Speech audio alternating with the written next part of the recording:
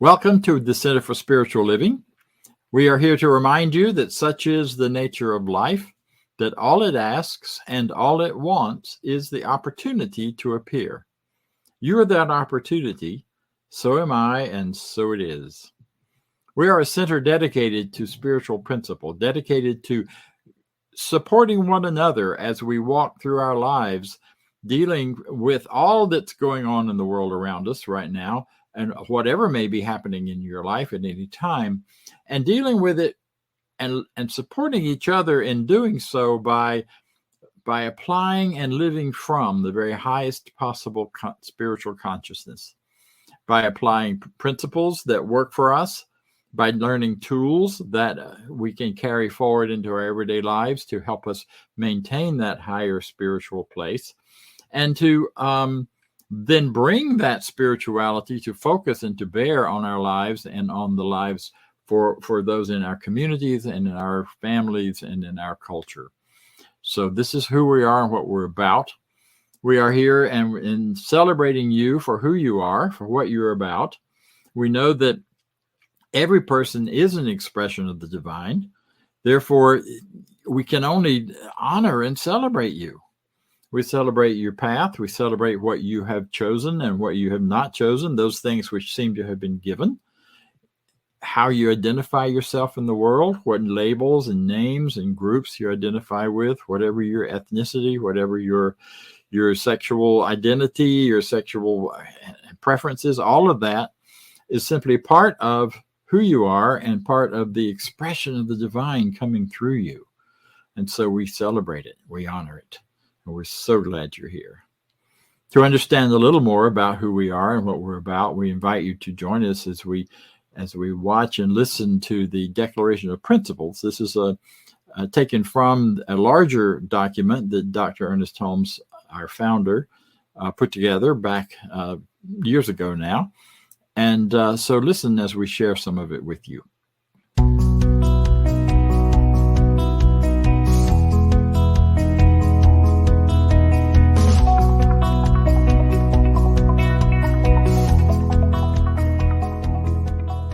I believe in one God, one absolute power and first cause to all things.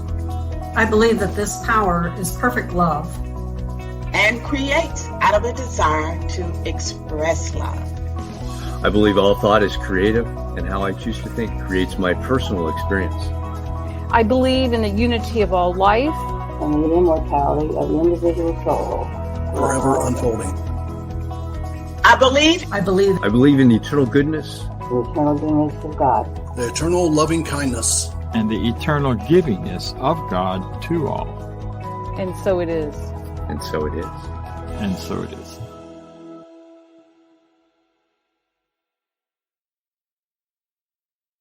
And so it is. So you saw a number of faces there that you may have recognized. We have within our organization a number of people who we refer to as practitioners. These are folks who are licensed by the national organization to support you by doing prayer, affirmative prayer, or spiritual mind treatment, and providing you with support and ideas to help move you forward in your spiritual life.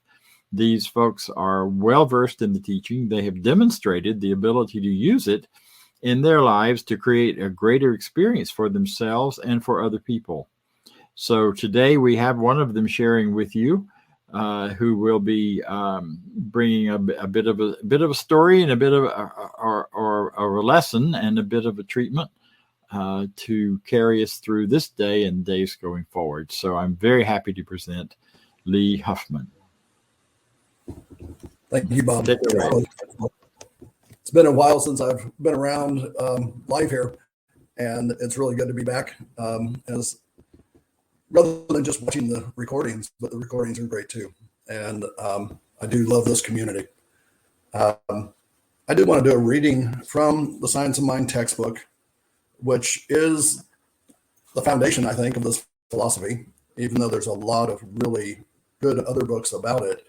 The Science of Mind textbook is just the foundation. It's what brings us all together here and gets us where we need to be.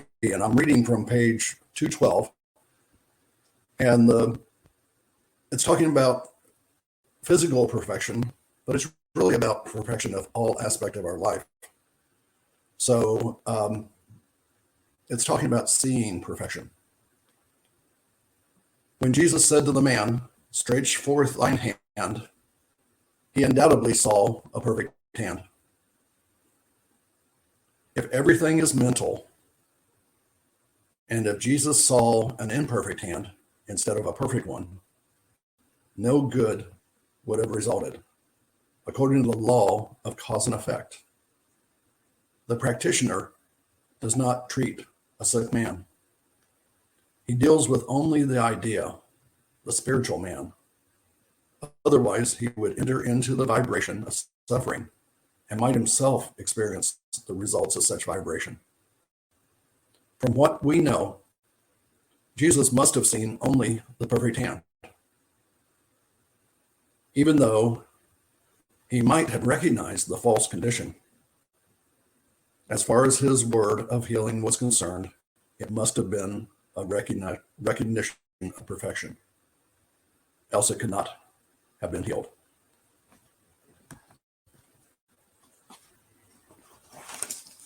When we see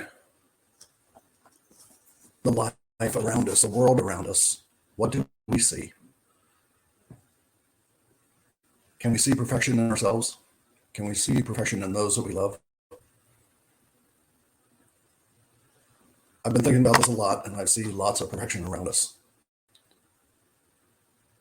Spiritual mind treatment is an affirmative prayer. It is a statement that what really exists is bigger than the illusion of pain, the illusion of suffering, that we were brought here in perfection, and we can live that way. So as a practitioner, that's what we treat for, and that's what we see.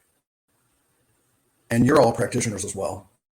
So I ask that you look at your lives and look at the perfection that is there in reality and help the illusion move away.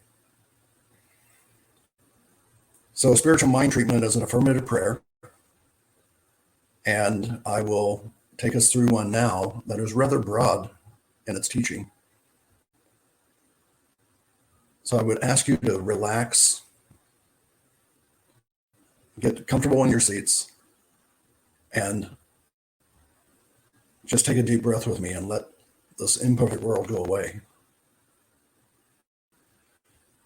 Breathe in again, as deep as you can out there, my friends. And know this with me. I know that there's one God, one creator, one source, called by many names: Yahweh, Abba, Father, Christ, God. They're all one. I choose to call this amazing creator source. Source created everything out of love, as we spoke about in the video. And I am one with source because I came out of source just like everyone came out of source. All thought is creative. And how I choose to think creates my experience. So I choose to think of perfection. I choose to focus on love. I choose to focus on the power that is all around me. When I see the truth, I only see perfection. It's not what I desire, it's what I exist around me. And everything else will fall away. I know that Source only sees perfection. There is nothing else in the mind of Source. So why should I buy into the illusion? Every aspect of my life I see imperfection. In my health, in my wonderful relationships, in my finances, in my family, in my home, I see only perfection. Everything I know that it is what Source wants. And I see that perfection and it manifests for me. I attract it to me. More than that, I throw away anything that is not part of the perfective life, the perfect life that I desire and deserve. In this way, my life gets better every moment of every day. I know that this is true, and I receive it. I know that nothing can get in the way of this perfection except my own thoughts. So I take a deep breath, and I know that this perfection is mine, that health is mine, that wonderful relationships are mine, that I meet new friends everywhere, that I know that my finances are perfectly coming together. So nothing can get in the way. And I rejoice in this. It is all true. I know it and I receive it. And together we say, and so it is.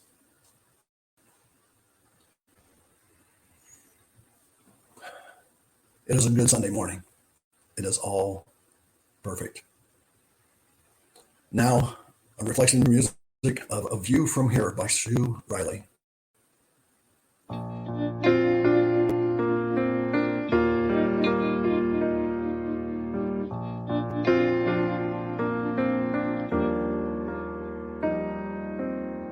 White line at the water's edge where sky touches sea.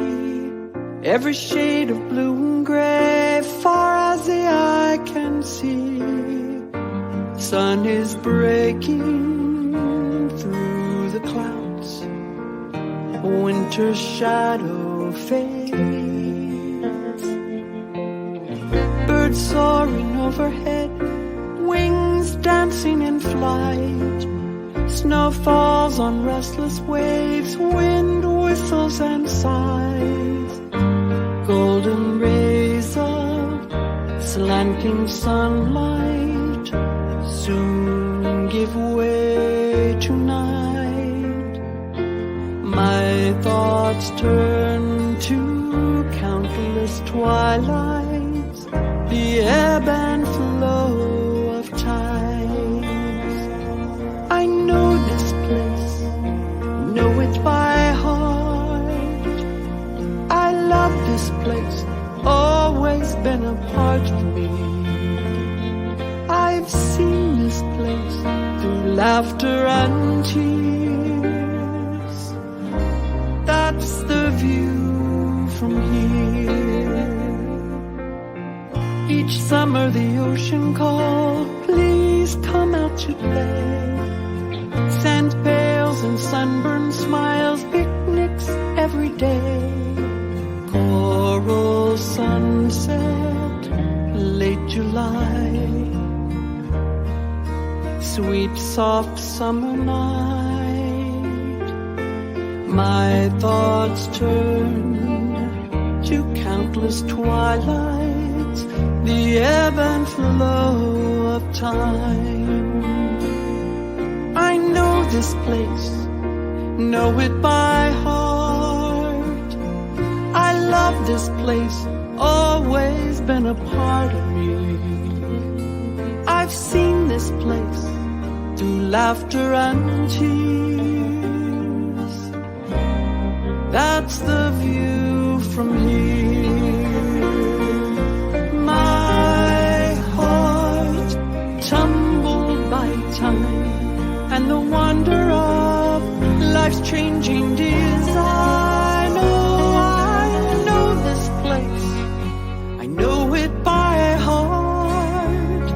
I love this place, always been a part of me. I've seen this place through laughter and tears.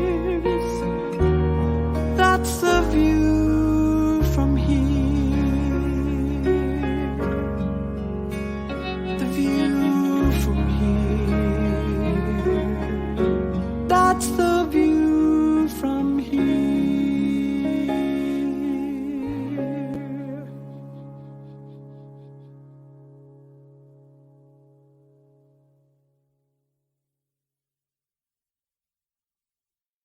The view from here. That is our title today for today's talk. It is also part of our theme for the month, which is to breathe in the view. We've come to the end of a year, or not quite to the end of the year, but to the last part of it as we move toward our great holiday seasons of November, December. And we're excited that this is a time where we begin to assess oftentimes and look back. So our theme for this month is to really take a deep breath and look at what's gone on, how have we come to where we are today, and exactly where are we today in our lives, in our growth, in our futures, in our present experience of living. And so I want to invite you, if you will, imagine with me that you're standing on a hilltop. Take a couple of deep breaths.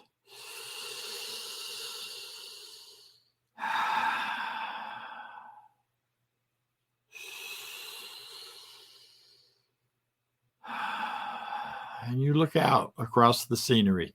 You look out across the world and you see the view from where you are at this moment. Imagine, if you will, looking at down the side of the hill that you walked up, seeing the path that you followed as you came up, as you stand facing clearly the past that brought you to this moment. Just notice, take a moment and imagine your imagination. Notice that path.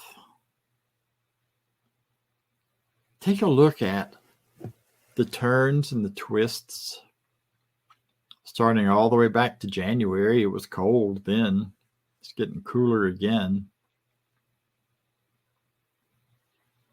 Thinking about the ups and the downs, the excitement and thrill of feeling that maybe we were moving back and away from this COVID experience, only to dive into another chapter, another round.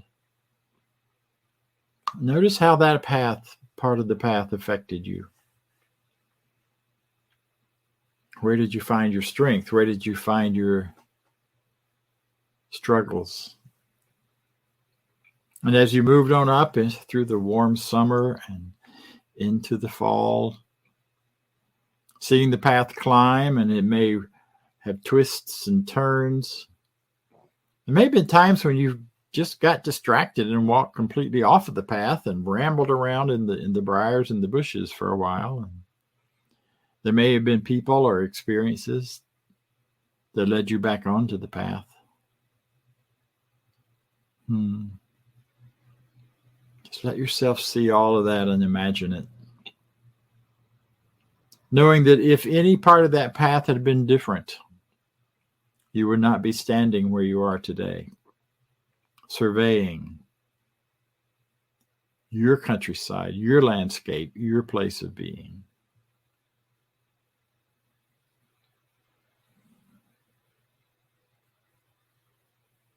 This is the path that brought you here. So continuing with this thought, this idea, we're talking a lot about the view. We're talking about what do you see? And the highest view within all of us is, of course, our consciousness, our highest view of ourselves from the highest perspective possible. We can all see experiences from two different versions, almost always. Both the physical experience of what's happening in the moment and that more elevated, clear experience of the consciousness of the moment and what things have come from that. You may have had physical challenges. You may be one of those lucky people or not so lucky people who got COVID this year. I was. And I have outgrown it and grown through it. And I have learned so much about myself in the process. I don't necessarily wish to choose that as my path of learning, but it certainly taught me that I am free to be in community and to reach for help and to ask for help and to receive help. I also discovered that the health that is always within me, the physical health that is always within me, is always present, no matter what the immediate symptomology may be. And it is that health that is gradually revealed and brings me back to the full function of health in my day-to-day life. So as you look back, I think of the time I kept affirming through the year that I'm looking for people to be more in relationship with, to begin to build more of my personal tribe here in Atlanta, and to have 2 peak experiences of that, in which, without really being expecting it, landing in conferences and workshops where I suddenly found my people. You guys are my people too, but I can only see you. I can't see you. I can only know that you're seeing me and where you are. And that's wonderful, but it's a little one-sided. So looking for that place and space within life where there is a two-way flow that is happening all the time in a personal, up close and personal, real experience. There's a great line. There's a great story about a young girl who was just terrified at night, and she would go crawl in bed with her mom, and her mom would cuddle her a little bit, take her back to her room, and say, you're safe here. God is with you. And a few minutes later, she'd be back in the bed. And about the 3rd time this happened, her mom says to her, God is with you. You're safe in here. She says, yeah, Mama, but I want God with some skin on it. So sometimes we need God with some skin on it. And for so many of us through this last 2 years, there has been a lot of no God with skin on it. And a lot of our people and our personal relationships with the little boxes on the screen of Zoom and other kinds of interaction on the internet. All of that is part of the view of where we've come from. As we look behind us and we look at where all of this has brought us, and we contemplate, what does this mean for us? I have learned that we can transcend time and space with beautiful connections and relationships that don't require up close and personal. And that's been pretty wonderful to find out, that you can create real amazing connections with people through those little boxes on the screen, because those boxes are just little windows into the wholeness of a human being and the wholeness of another experience, both for ourselves and for one another. It's a rich and beautiful thing that we've been able to do that here and do that in life. Imagine if this has happened 30 years ago when we didn't have this capacity. We prepared for the experience we're having now in the world without even knowing that's what we were doing. So what are the lessons? What are the challenges? What are the celebrations that you've had? And when you look back over your year and you look at where you stand now, what are you most grateful for? One of the ways to evaluate and look back at our year and to look at where we are now is to look through the eyes of what Ernest Holmes talks about when he talks about the law of averages versus the law of personal experience. He says the sum total of all the erroneous human beliefs that bind us until the individual mentally lifts himself above the law of averages into the higher law of spiritual individualism. And I would say the higher law of spiritual personal experience. That individualism is not about that rugged American individualism that says, me against everybody else, but the individual expression of life as me along with everyone else rather than separated from it. It's a really important distinction. So when I think about this law of averages, I think about, the human race believes in, we as a human race, we believe in war. We believe in accidents. We believe that a certain percentage of people are going to die in plane crashes, or a certain percentage of things are going to happen with that there are those of us who just aren't yet awake enough to know, who end up being in those averages. We live in the law of averages that are surrounding us all the time and are part of our thinking. So as you look back over your year, as you survey where you are from this place, how much of your life, how many of your choices were based on the law of averages? Just based on what the human race was saying, and you kind of went along with it, whether you believe in it or not. And how much is based on the idea that within you, there is a power for good, greater than you are, and available to you for use, to create that personalized experience that you choose to have for your life. And I dare say for most of us, it's a mix back and forth between those two. Some stronger than others with our individual choices, and others going along with the crowd. If you ever heard your parents say, so if so and so walked off of a cliff, would you follow them? Well, some of us might. So thinking about this, I'm just asking the questions, not because I have answers for you, but because I know you have answers for you within you.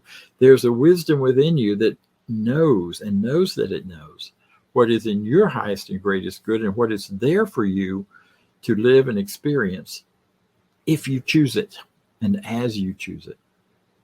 So I invite you to choose that law within you that says, I have the power within me to create my personal experience, and it is good, and it is great, and it is wonderful. See, this is all based on the idea that is core to our teaching, and that is that the very highest God, the transcendent God, the God that all religions talk about as being somewhere out there, that highest God and the innermost God is the same one God. There are no two perspectives here. There are no two powers. There's only one God, and it is within you and it is outside of you. We call it many things besides God. God put some people off, and that's okay. It did me when I first got here, and I've sort of began to translate it into a different way of speaking as I've been here a while. I've been in this teaching a while. But it was infinite intelligence. It was universal presence. But whatever it is, or however we describe it, it is basically a truth that, and science tells us this, it's supported in science. We live in this field of energy and information, and we are just points of energy and information within that universal field, that continuous universal field that is also cannot be divided against itself. It is a singular thing, and you are part of it, and so am I, and so is everything that is. And when I begin to recognize that, and I think, well, then I can speak and believe in something that power within me, that oneness within me will respond to me, to my focus of energy and information, to my beliefs, to my thoughts, so that creating my individual experience becomes about using that faith, that awareness to move forward, to choose, and to know that as I choose, I have this whole universal power supporting me and backing me up in choosing that and taking me forward with it. It's pretty wild and amazing. You know, we talk about this inner and outer God being the same one. There's a quote in the Bible that has come up a lot recently because of these topics that you may have heard. Lift mine eyes into the hills, from whence cometh thy help, is the old King James version of it. And the sad part is that that's not the complete quote. And in the translation from the original languages, many biblical scholars would take it this to mean this, or do it this way, and that is, lift mine eyes into the hills, which when you lift your eyes to the hills in those days, in those places, what you saw were the temples to Baal, sorry, not Babel, but Baal. And you see these temples. They were pillared temples, and most hilltops in that part of the world would have some small or large temple to Baal. And then it goes on to say, from whence cometh my help? Where does my help come from? It's a question, not a statement. My help doesn't come from the hills. My help comes from the Lord, from God, from Spirit, from life. And that is within me. that consciousness. Lord means law. Lord means spiritual consciousness operating and acting a certain way. And it is that to which we give our greatest dedication and honoring. It's what we see within our individual experiences to be the ultimate reality and truth for us. So that when we lift our eyes to the hills, is that where my help comes from? No, it comes from that within me, which is the power, the truth, and the life based on what I believe it to be. So this whole thing about choosing to live from an individual perspective, from a place of choosing to live my life according to my values, my beliefs, and my world that I understand and know the world to be, becomes where the real power lies, and the only real power that matters, ultimately and finally. And so think about this. Another idea from standing in this perspective of where am I today, the view from this right here. There's an ancient Jewish idea that when we think about the past, it lies in front of us. Think about that. The past is not behind you. It's in front of you. You can see clearly where you've been. You can see clearly what has happened. You know the facts of it. You know what was true and what was not true. You know what was real and what was imagined by you. You know where you were caught in just the facts of things happening and where you were enlightened into a higher knowing about something. All of that's very clear in your past. You can see it. That's why it's in front of you in that old tradition. The future, however, is behind you. Because behind you, the way you can walk into that world at that time, those places, is only one way. It's just by faith. You can't see what's back there. You can't see what's in your future. You can imagine it. You can create it through your imaginations. You can have lots of influence on where it goes, but it's done by faith. And you create this faith idea, these affirmations on having a richer, fuller life, having a life of greater love and greater expression. But you don't know exactly how it's going to show up. You can't really see the steps you take. And I know the world today is all about the 5-year plan and the 2-year plan and the 3-year plan and coming up with all these steps to make sure it happens. Nothing wrong with that. As long as you're aware that when you do so, you're simply setting something into motion that your faith will take you to the next step. And it may be behind you. That's a real different way to look at things and think about it. I love it because of that, because it makes me shake up my old standardized way of seeing and allows me to see in a different way and to see in a different world. Because you see, in this world, in this awareness, one of the things that I find to be really wonderful and frustrating at times, and that is, do you ever notice your life is going along, you've kind of got things organized and put together the way you want them. Everything seems to be working smoothly and well, and there may be some challenges, but they're not big because you've worked hard to get everything sort of stabilized and leveled out. And then, surprise, here comes something new you hadn't expected, perhaps an illness, perhaps a change in relationships, perhaps a change in the economy, perhaps a change in the way the whole world is working, which is kind of what we're going through now. And we're just beginning to see the long-term effects of that and what the true new world we're living in is. And then it's like, oh my God, I just got it all together. My mom used to have a card beside her chair that said, I finally got it all together and forgot where I put it. Well, that may be the case. But sometimes you think you get it all together and then it just scrambles up and goes off and something changes, something goes differently. Yeah. So when that happens,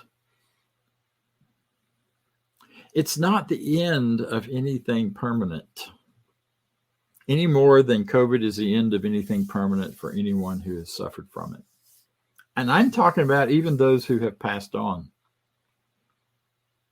Because I believe with everything in me that the ending of your physical body, while it's the ending of this experience, this level of this plane of existence, is not the end of you by any means. That's why we call it transitions. But when those kinds of endings appear to be showing up and everything we thought we had together gets scrambled and messed up, it is simply the opening into a whole new process, and system of creativity. See, we are born to create, and as long as we are alive and breathing, whether this plane or the next, creativity is what we're about. Creating is what we're doing. We're creating life, we're creating experiences, we're creating prosperity, we're creating love, we're creating all of these things in our lives all the time. And when it seems to have come to an end, well, Ernest Holmes has something to say about that. Let's see that. Through the continual emergence of creative principle, any last finally proves to be but the beginning of a new creative series. It's the beginning. The eternal spiral, finding its base in the everlasting reality, will never cease to emerge. Discover your riches. That's from Discover Your Riches Life by Ernest Holmes. Another way to say it is the way that it showed up in The Sound of Music. When God closes a door, a window opens. Or if a door gets closed, God opens a window. We've all heard it 1,000 times. When I graduated from school, two of my schools called it graduation. One of them called it commencement. We had a commencement ceremony, which I thought was a much better name for it because it means we're commencing to begin a new chapter. Yes, an old chapter may be ending, but a new chapter is commencing to begin. So part of our emphasis this month is continuing to take a big look at where we are now. What is commencing? What is ending? What has now reached a peak, a mountaintop experience perhaps? And what is commencing to begin from here? What does the path down the other side of the mountain look like? And even without seeing what it looks like, am I willing to take the first step to move in that direction? So you have within you all that you need and all that you will ever need to create the life of your desires, to create a life within you that carries you through whatever is happening in the world around you. Create a life within you that is filled with joy and freedom and love. It's all there because you're really wonderful. And so it is. So am I. So as we move now into this moment of quiet, this moment of contemplation, I invite you to take a moment to go within. I'm going to do it a little different today. I'm going to do a spiritual mind treatment. Part of the view from this hill I've been looking back on this year is seeing the people who have left this plane of existence through COVID and through other things, some quite recently. I also see those people that I have worked with and seen who have not left us and who are growing and moving forward despite serious illnesses and other challenges that have come up. So I wish to invite you to join me in a recognition of the power of life within all of those circumstances. So I go within and I take a moment and recognize and feel. Become aware that the energy of my body, the life, the physical space that I take up, the cubic inches of water and tissue and blood, those are just the smallest part of me. I feel myself connected to a much bigger energy, a much bigger world around me. I feel the skin, the air on my skin. But I'm not sure where my skin stops and my energy continues. So I allow myself to move into this wider, larger sense of connection with the oneness that is, the only one there is. And as I deepen into that oneness, I recognize that I am an individual expression of that one point in the field of energy and information. And when I think and speak my word in truth and in faith, I trust that the rest of that whole system of energy and information vibrates and responds to it, like touching a tiny corner of a spider web and watching the whole thing wiggle. It all responds across the entire web of life. And so I speak my word, trusting that that word has power and is empowered by the very essence of life. So I speak my word for all of those who've transitioned, who've left this plane of existence and moved on to the next, celebrating their lives, standing in truth and in great awe and appreciation for all of them, whoever they are, whatever contributions they've made to life on this plane, all those that love them, whose lives they've touched, celebrating their lives, offering a word of peace, a word of harmony, a word of love, a word of comfort to all those left behind. And for all of those still struggling with any kind of life-threatening situation, be it related to illness or anything else, I see in them only the life that they are, and I call forth into their experience only life. And in so doing, I recognize that simply dissolves away any evidence or any need to be afraid of anything other than life in its fullness and in its perfect health and harmony coming forth and coming forward. All of those folks who are struggling for breath, breathe freely into life. Nothing is holding that back. All of the ideas in the race consciousness that says our experience with our current world should be a certain way, I deny having any real power in our lives. For I stand instead in the truth that life is life and continues to expand and grow with peace, with joy, with harmony, with love, with light, and with power. And I invite all who will and are ready to step above the law of averages and into the law of personal responsibility and personal freedom to state and stand and choose your truth based on what you can believe it to be, knowing that as you do, you move forward with ease, with grace, and with great power of change for yourselves individually, for ourselves individually, and for the whole world.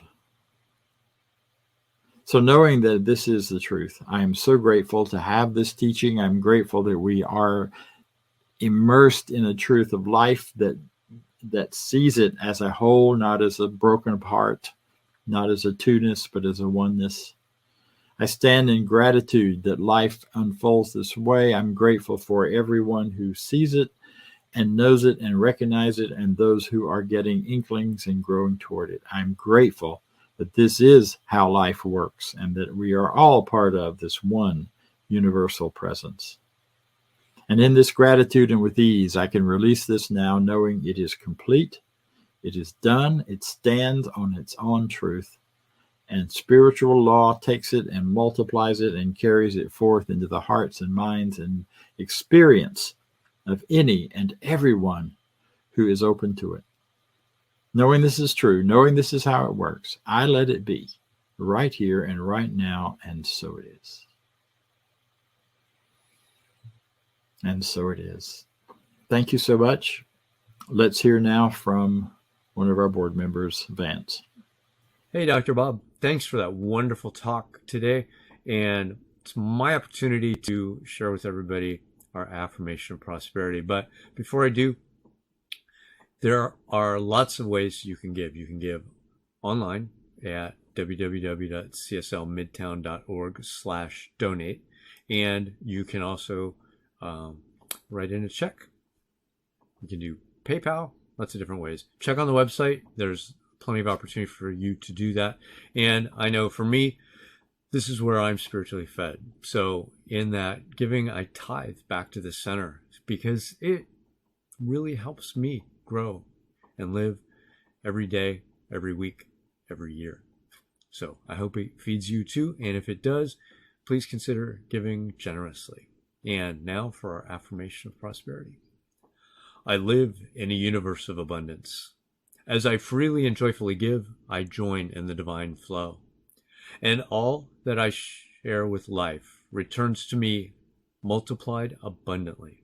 And so it is. There's the link to donate. And now on to announcements. And it's time for everybody's favorite fun game, announcements. Hey, stay in touch with the Center for Spiritual Living Midtown through our newsletter. Get one email a week letting you stay informed.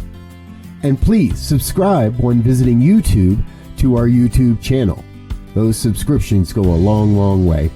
And while you're on your social media, why not give us a like and a share on Facebook? Let your friends know what we're doing. Invite them to come watch our services with you. And join us on our Zoom room throughout the week. We offer a variety of Zoom interaction opportunities each and every week here as part of the Center for Spiritual Living Midtown. 10 a.m. Sundays, our discussion group around the 365 Science of Mind book. Every Sunday, 12 noon Sundays, our community fellowship immediately following our Sunday services. And 12 noon on Tuesday, our online empowerment opportunity. The access information remains the same for all of our Zoom experiences. If you need access, please visit cslmidtown.org and you'll find access information on our website. Join us on any of our Zoom opportunities throughout the week. And while you're with us, be sure to connect with one of our professional practitioners. These are folks that are highly trained to support you along your spiritual journey. You can learn more on our website about our professional practitioners. Just head over to cslmidtown.org, click on About and Practitioners. Then you'll see their bios and a way to read them and learn a little bit more about each of them. And please send us your prayer requests. Click on the Home tab and look for Affirmative Treatment Prayer Requests. Fill out the form, send it off, and get our professional practitioners praying for you each and every day. All right.